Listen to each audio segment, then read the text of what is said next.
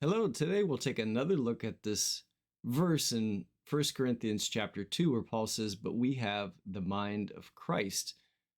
To be able to think about what that means, the significance of that, and maybe some application as well. So Paul here says, "The spiritual person judges all things, but is himself to be judged by no one. For who has understood the mind of the Lord so as to instruct him?" So again, he asks this question, who has understood the mind of the Lord? And again, he concludes that by saying, but we have the mind of Christ, which is a great blessing. I want to focus on that first part, the question of who has understood the mind of the Lord. That's seeing everything in totality all at once and understanding everything completely. That's the mind of the Lord. He's created all things. He holds all things together. He sees the outcome of all things. He understands everything that's happening all at once at all times, for all times. So it's kind of an amazing thing to even think about what the mind of the Lord is like. So we'll take a look at that first, starting in Romans chapter 11, verse 33, where Paul just exclaims here, "Oh, the depth of the riches and wisdom and knowledge of God. How unsearchable are his judgments and how inscrutable his ways." Again, the ways of the Lord are perfect. We feel good whenever we make an informed decision about something, a decision that turns out to be the right decision. And I feel bad whenever things don't turn out the way that I thought they might, and I made the wrong decision. The Lord never has to deal with that. He always makes the perfect decision. All of his ways are inscrutable. There's no leaks in his thinking or logic. He has everything completely figured out and knows the outcome of everything that will ever take place. And again, this isn't because he thinks through it. He just knows he has all knowledge at all times, for all times. Again, that all of eternity is contained within his knowledge, everything that could ever happen. And so that's an amazing thing to consider, how unsearchable his judgments are, that everything that he's ever decided upon has all of eternity in mind, and every ramification, every consequence, everything else is played out. And we see that in our own lives, that as we grow and mature over time, our understanding is increased, and I become more aware of consequences long term, especially consequences of things that I may choose to do. And again, the Lord is perfect in this. And so that's why he says the depth of the riches and wisdom and knowledge of God. So when we come to God, we grow in our knowledge that he grants to us. He grants to us wisdom and understanding. And this is great riches, once again, riches beyond anything that we could acquire in this world or the wisdom of this world, because that's limited to that which is passing. But the wisdom of God is inclusive of eternity, and that is beyond any value that we could ever contain within ourselves. And so we have this from Isaiah as well. Many people are familiar with this passage, 55 verse 8. "For my thoughts are not your thoughts, neither are your ways my ways, declares the Lord. For as the heavens are higher than the earth, so are my ways higher than your ways, and my thoughts than your thoughts." So again, to try to compare my thinking, my logic, my understanding with the Lord's is absurd. It's just, there's no comparison there. Again, I have limited capacity to process in my mind, to understand, to see in terms of time, the flow of things, how much I can contain in terms of knowledge and understanding, perspective, things of that nature. God has perfect perspective of all things.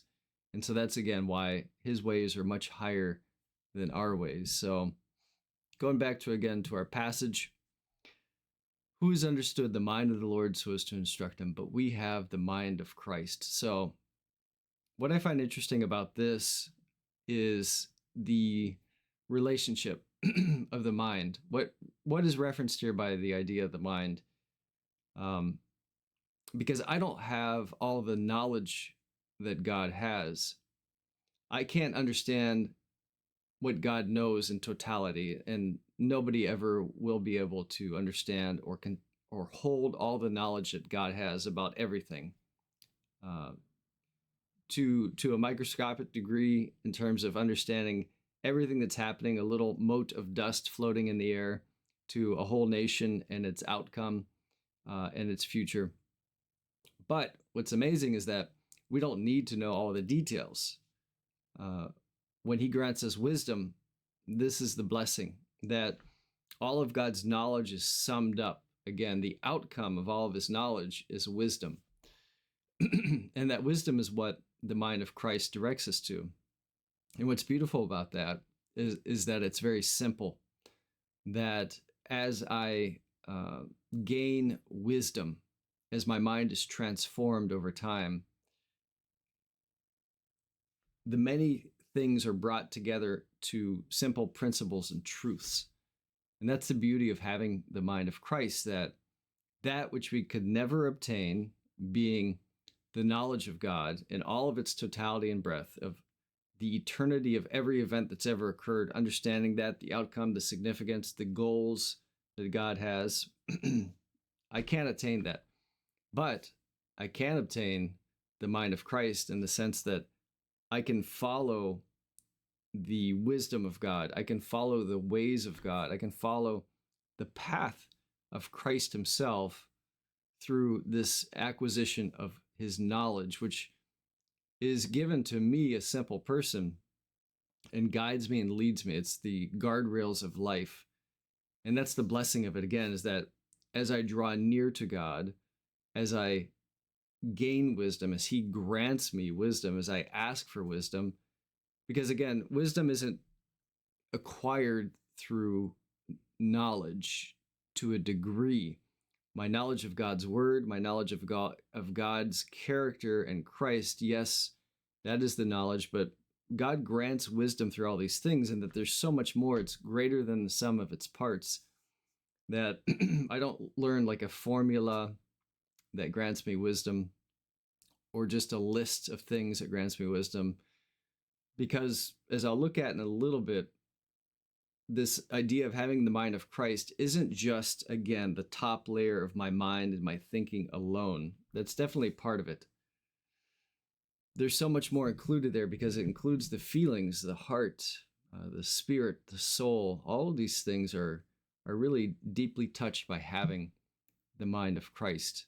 So again, all the knowledge of God is granted to me through knowing him, having a relationship with him. And that's, again, what's so interesting about the Christian faith and our walk and our experience of knowing God, is that there is knowledge involved. Like I said, that's vital knowledge. It's so important. But there's so much underlying that, so much that supports that. The foundation of that is God himself, his word, Christ, the Holy Spirit granting to us these things, us asking for it, me knowing God, experiencing God on a personal level on a daily basis, so as to acquire wisdom through all these things that God grants to me. Again, and in the top layer of that is how that interacts with my brain, my physical brain, and how that's changed over time to really be blessed, again, so that I'm judged by no one, because I stand upon and am supported by the entire knowledge and wisdom of God through all of this. So I'll finish just by taking a quick look at, again, the depths of this wisdom that we gain, that the application of that is, once again, in what I think about, how I think, how I approach things, the way that my mind works and operates, but also in a deeper sense within what we think of as our heart, right? The seat of emotion and the desires that I have, the very fundamental nature of who I am, my spirit. So there's a word in the Hebrew here that's translated both as heart, to consider, or the mind. So these things aren't exclusive.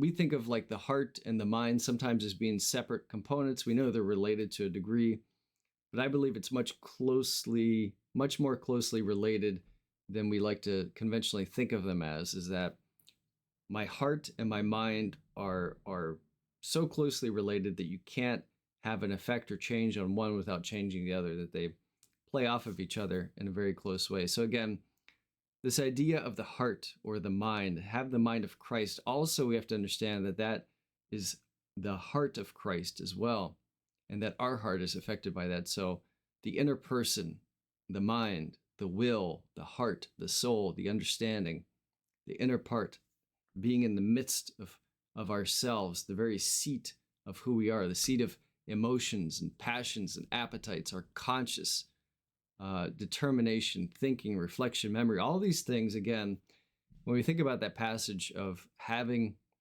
the mind of Christ, this is what it's referring to. To have the mind of Christ isn't just the thinking alone in the brain, the physical brain, the thought process that takes place there, but it's my heart and my soul, really. Everything is changed within that.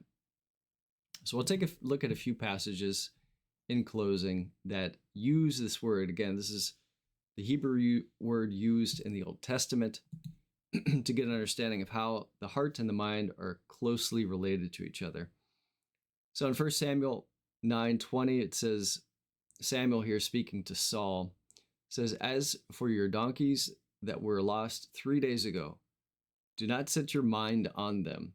So again, this is that same word, but it's the mind and the thinking. And you think about when you lost something, it runs through your mind constantly. You're imagining where it could be. You kind of go in your mind to try to figure out where it is or how you could find them or asking for help.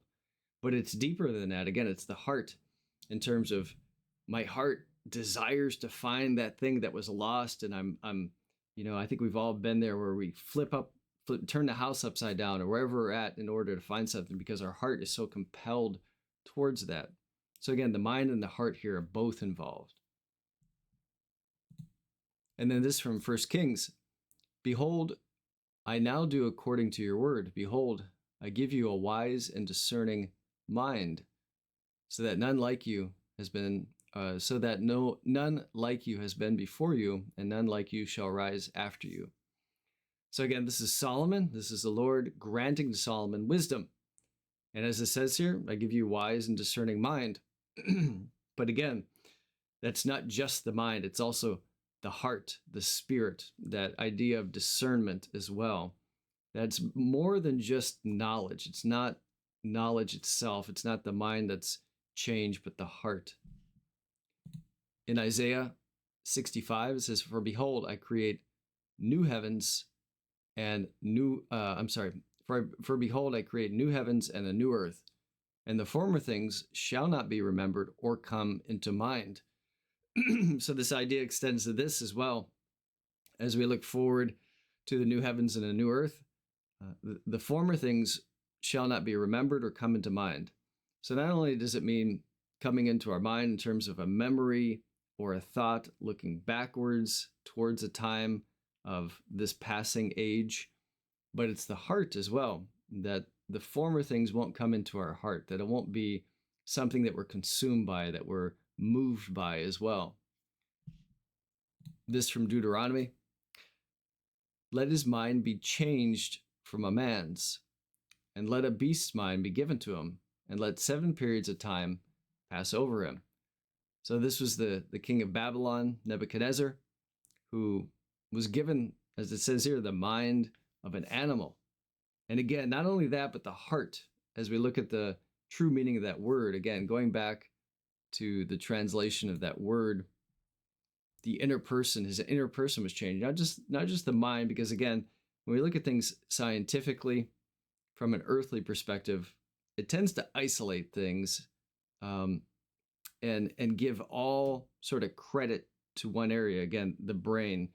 As people try to diagnose issues with people, they might think it's just the brain. It's just the brain that is leading someone to these problems, when God clearly communicates to us that there's something deeper at play here. The heart, again, the soul, the inner person, the conscious of a person, the spirit.